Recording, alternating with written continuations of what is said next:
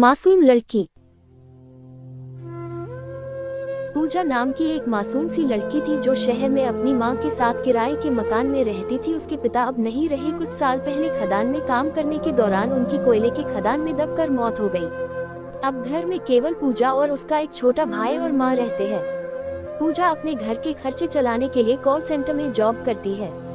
जिस कॉलोनी में पूजा रहती थी उसी कॉलोनी में अमन नाम का लड़का रहता था जो पूजा को पसंद करता था, लेकिन अपनी दिल की बात बताने से डरता था। एक दिन पूजा की मां सीढ़ियों से गिर जाती है, जिसके कारण पूजा की मां का दाहिना हाथ टूट जाता है। पूजा तुरंत अपनी मां को अस्पताल ले जाती है।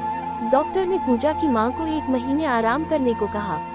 पूजा अपनी मां की देखभाल करने लगी और इसी वजह से वह अपनी कॉल सेंटर की जॉब पर भी नहीं जा पा रही थी।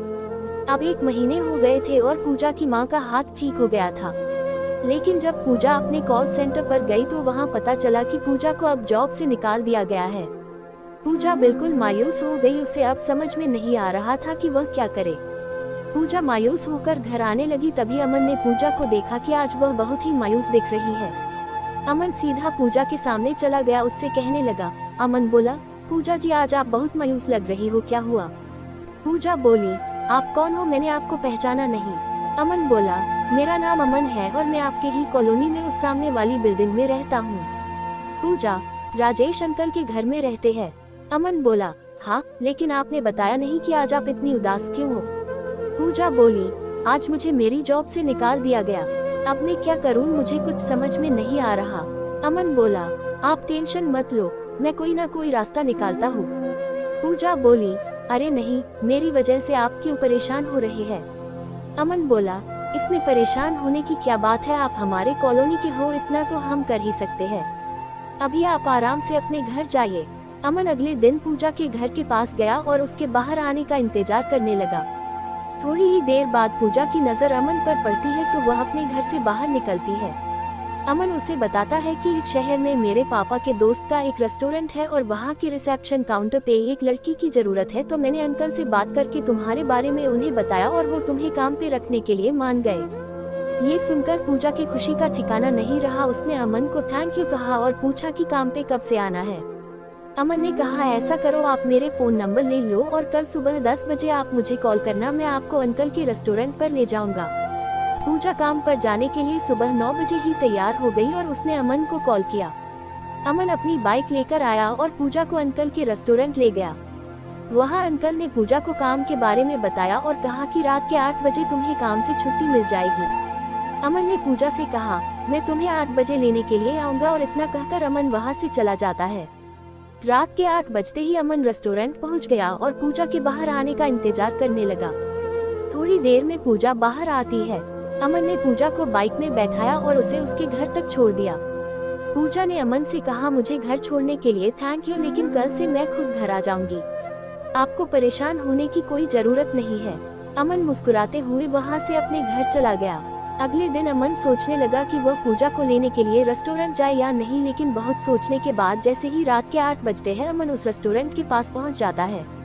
पूजा जब रेस्टोरेंट के बाहर आती है तो वह अमन को देखते ही उसके पास जाती है और कहती है, आप मेरी वजह से क्यों परेशान हो रहे हैं? अमन ने जवाब दिया, इसमें परेशान होने वाली क्या बात है, देखो इतनी रात हो गई है और आपकी जैसी प्यारी लड़की अकेले घर जाएगी तो मुझे अच्छा नहीं लगेगा ना। पूजा मुस्कुराते हुए बाइक में बैठ जाती है। अमन अब हर रोज रात के 8 बजे पूजा को लेने के लिए रेस्टोरेंट पर पहुंच जाया करता। धीरे धीरे दोनों के बीच नजदीकियां बढ़ने लगी। एक दिन अमन पूजा को अंकल के रेस्टोरेंट से सीधा किसी दूसरे रेस्टोरेंट पर ले गया और उसने पूजा को बताया कि आज उसका बर्थडे है, तो उसने इस रेस्टोरेंट में एक छोटी सी पार्टी रखी है। पूजा ने अमन को उसका बर्थडे विश किया। अमन पार्टी तुरंत खत्म करके पूजा को उसके घर तक छोड़ने के लिए निकल गया। जैसे ही पूजा अपने घर के पास पहुंची तो अमन ने पूजा से कहा। अमन बोला, पूजा मुझे आपसे कुछ कहना है। पूजा बोली, हाँ बोलिए, क्या कहना है? अमन बोला, आप मुझे बहुत अच्छी लगती हो, क्या आप मेरी लाइफ पार्टनर बनोगी? पूजा बोली, मैं अब क्या बोलूं, मुझे कुछ समझ में नहीं आ रहा। अमन बोला, आपके दिल में मेरे लिए क्या है? पूजा बोली, आप मुझे अच्छे लगते हो। अमन अपने पॉकेट से एक गुलाब का फूल निकालता है और पूजा से कहता है, विल यू मैरी मी? पूजा मुस्कुराते हुए गुलाब का फूल लेती है और अपने घर के अंदर चली जाती है। अब दोनों एक दूसरे के साथ बहुत खुश थे। अगले महीने अमन और पूजा दोनों शादी करने थे, लेकिन एक दिन जब अमन पूजा को लेने के लिए घर से निकलता है तो अमन का एक्सीडेंट हो जाता है।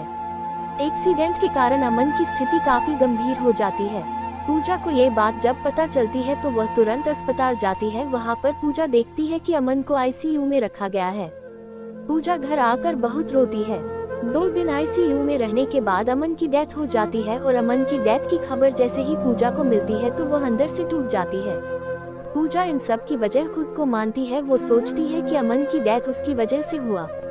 पूजा की जिंदगी में अब ना उसके पिता का प्यार था और ना ही अमन का, बस 2 पल की कुछ यादें थी। उन्हीं यादों के सहारे वह जीने लगी। दोस्तों, आपको ये कहानी अच्छी लगी तो वीडियो को लाइक और शेयर जरूर करें और चैनल को सब्सक्राइब करना ना भूलें। धन्यवाद।